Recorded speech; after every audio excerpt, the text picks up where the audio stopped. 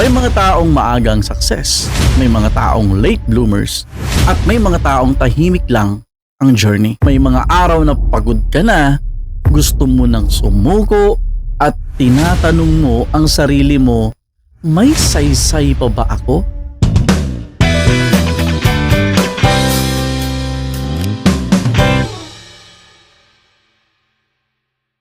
Isang mapagpalang araw, hapon sa inyo, mga kaibigan. Kung nasaan ka man ngayon, sa bahay, sa biyahe, o tahimik na kwarto, huminga ka muna ng malalim. This moment is for you. Minsan sa buhay, pakiramdam natin na pag-iiwanan tayo. Habang yung iba, parang ang progress nila ang bilis. Pero tayo, parang nakapost. Araw-araw gumigising, ginagawa ang best natin, pero parang may kulang pa rin. And that feeling is heavy. Pero let me remind you of something important. Hindi pare-pareho ang timeline ng bawat isa. May mga taong maagang success, may mga taong late bloomers, at may mga taong tahimik lang ang journey. Pero malalim. Hindi porket hindi ka nakakarating, ibig sabihin wala kang patutunguhan. Hindi porket tahimik ang buhay mo ngayon, walang nangyayari sa'yo. Sometimes growth is invisible. Nagiging mas matibay ka lang. Mas marunong kang magtiwala. Mas kaya mong tumayo kahit walang pumapalakpak sa'yo.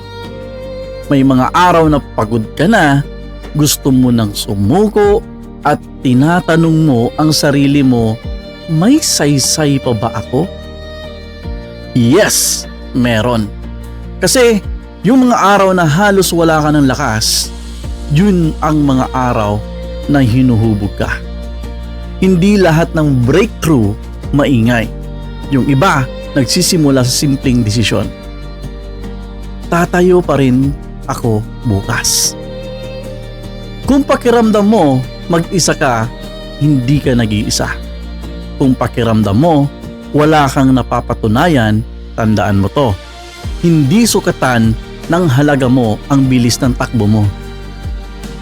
Ito yung mga kailangan natin tandaan. Isa sa mga moral lesson. Ang tunay na tagumpay ay hindi kung gaano kakabilis makarating, kundi kung sino ka habang naglalakbay. Choose patience over pressure. Choose consistency over comparison. At higit sa lahat, choose to believe na may ginagawa ang proseso. Even when you don't see it yet, dahan-dahan lang, darating ka rin.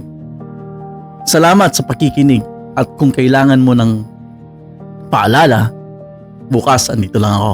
Balikan mo lang ang sandaling ito.